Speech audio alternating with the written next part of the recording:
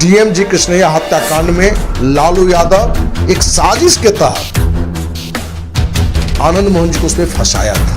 ये पूरे बिहार में पूरा देश कहीं न कहीं ज्योतिष बने हुए हैं अमिताभ दास। अमिताभ दास एक भ्रष्ट अधिकारी रहा है, एक भ्रष्ट आईपीएस रहा है और उसी भ्रष्टाचार में ही इसको बर्खास्त किया गया है। बिहार का राजनीति फिर से गर्म हो चुकी है। आनंद मोहन के आज पैतृक गांव माननीय नीतीश कुमार जी जाते हैं और एक डीएम की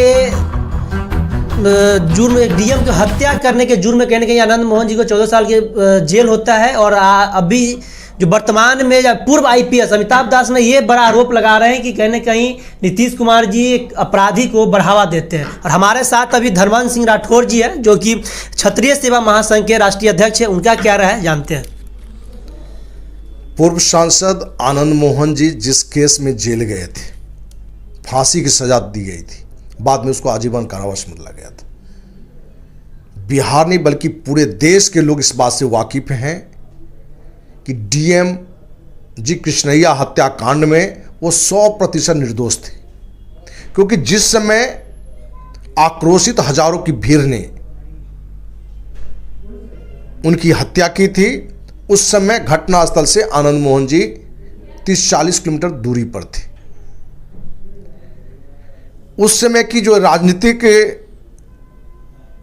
एक गंदा खेल खेला गया था, क्योंकि उस समय मुख्यमंत्री लालू प्रसाद यादव थे और लालू यादव का गलत का कोई विरोध कर रहा था बिहार में पूरी ताकत से, निडरता के साथ, तो वो आनंद मोहन थे। और इसी कारण से डीएम जी कृष्णैया हत्याकांड में लालू यादव एक साजिश के तहत आनंद मोहन जी को उसमें फंसाया था। ये पूरे बिहार में पूरा देश जानता है। और जिस घटना में वो निर्दोष थे और 14 साल नहीं, उनको 16.5 साल सजा दिया गया, जबकि राज्य सरकार यदि चाहता तो 14 साल में भी वो निकल सकते थे। लेकिन कानून में बदलाव करके इनको निकाला नहीं गया, बल्कि उनको 2.5 साल लेट किया गया। यदि सरकार ईमानदारी से काम करती, नीतीश का भी सरकार, तो ये 2 साल पहले जेल से निकल गए होते। जिस कृष्ण कन्हैया के पत्नी या जिस कृष्ण कन्हैया के मृत्यु के पश्चात उनके ऊपर जो आरोप लगा था, उनकी पत्नी फिर से सुप्रीम कोर्ट में कहीं ना कहीं याचिका दायर की है। तो क्या लगता है, अमिताभ दास पूर्व आईपीएस है, वो ये कह रहे हैं कि उनकी दिवाली कहीं ना कहीं फिर से जेल में ही बीतेगा। क्या लग रहा है इसमें? कहीं ना कहीं ज्योतिष बने हुए हैं अमिताभ दास। अमिताभ दास एक भ्रष्ट अधिकारी रहा है, एक भ्रष्ट आईपीएस रहा है और उसी भ्रष्टाचार में ही इसको बर्खास्त किया गया है। और किसी न किसी पूर्वाग्रह से ग्रसित है, क्योंकि आनंद मोहन जी का आप सामाजिक जीवन और राजनीतिक जीवन देखेंगे तो अपराधियों के खिलाफ लड़ने वाला रहा है। मां बहन बेटी का जो इज्जत लूटने वाले लोग थे, उनके खिलाफ लड़ने वाला में रहा है। आप कोसी क्षेत्र जाइए, कोसी इसका गवाह है, सैकड़ों ऐसे उदाहरण मिल जाएंगे। तो अपराधियों के खिलाफ लड़ने वाला अपराधी नहीं होता है, वो समाज सेवी होता है। एक तरीका गांधी का तरीका है, दूसरा भगत सिंह का तरीका है। तो आनंद मोहन जी कहीं ना कहीं भगत सिंह, चंद्रशेखर आजाद, सुभाष चंद्र बोस का तरीका को अपनाया और जहां वो जरूरी था वो जरूरी था।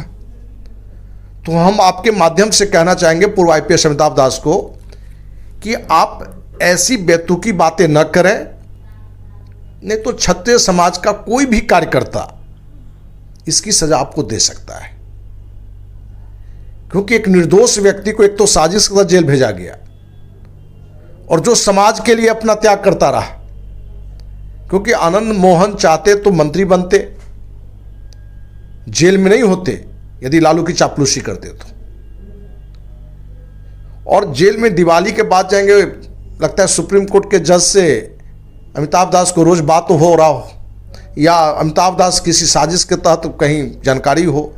लेकिन जहां तक हमें लगता है कि न्यायालय को भी ये मालूम है कि हम एक निर्दोष को फंसाया गया था और सरकारी नियम के अनुसार सजा से ज़्यादा सजा काट के वो निकले हैं, इसलिए ऐसी कोई बात नहीं होगी। इसलिए अमिताभ दास का ये जो सपना है पूर्वाग्रह से ग्रसित होकर, वो उनका पूरा नहीं होने वाला है।